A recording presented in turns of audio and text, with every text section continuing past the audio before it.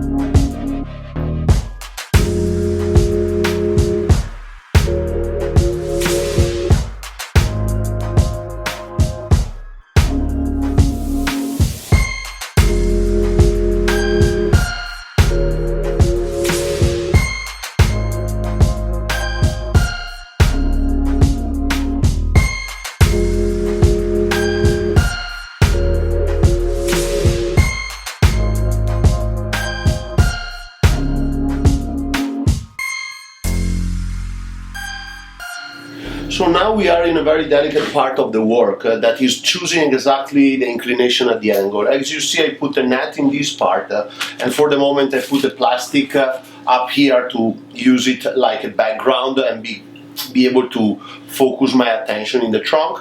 So we was moving up and down and side the tree, and we find this angle that is kind of suitable to have a nice trunk line.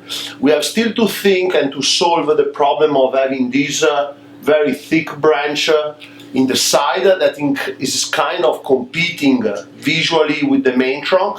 I still have this branch that eventually I can use in the side to kind of create my lower branch.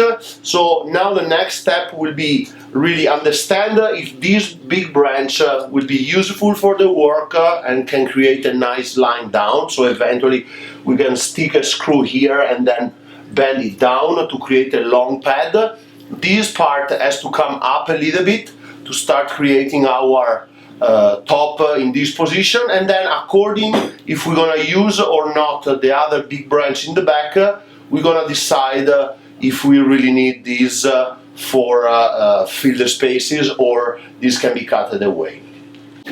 So we just finished the cleaning of the old foliage, removing all the old needles to have everything ready for to be wired.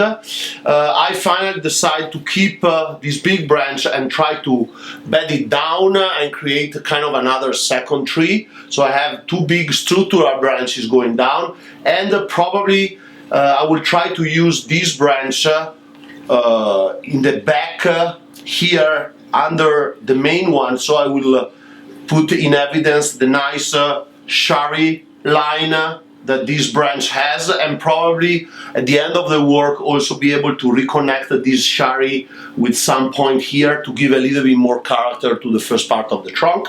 So now the next step will be structural wire all the main branches, thinking about the direction we're gonna bend. We're probably gonna use some raffia on this branch here to be able then to wire and bend in the desired position.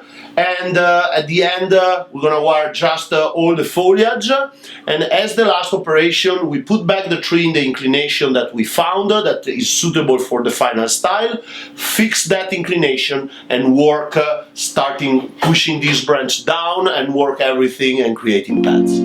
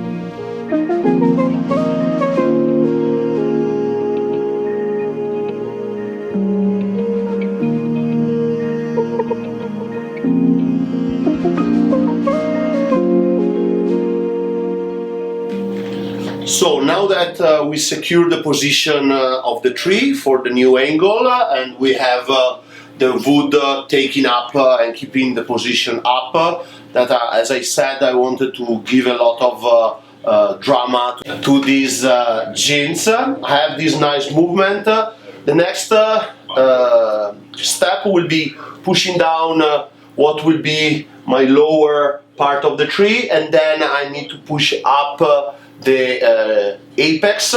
Probably I will put a screw here, anchor in this position. I have already a screw down here in this corner where I can, you know, anchor and go down with that branch. And so I'll do the structural work first, and then I will shape the finer vegetation.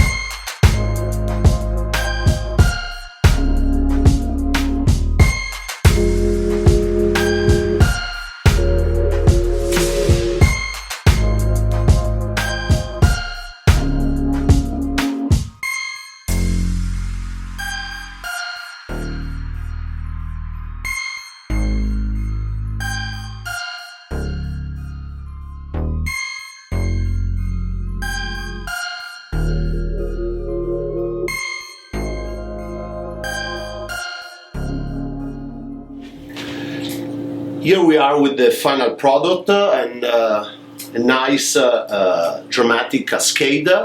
I'm happy I was able to match the two big lines in two parts, very important of the tree, the lower pads and the top. As you can see from the side, we have all this volume that is made by the back branch. We was also able to use these as an extra back branch to not lose any line, and then we push up the front to create the nice apex. So what I'm gonna do later on, I'm gonna remove the plastic that I just put as a background to highlight the gin, and then during this season the top part of the wood crate can be removed, and slowly we can start drying down those part of the root ball, this part of the root ball, and in the future couple of years we can have only the a lower root ball to feed the tree, and then the tree can go in a nice container. Can either be a nice moonstone or a nice, probably square or round pot. See you in the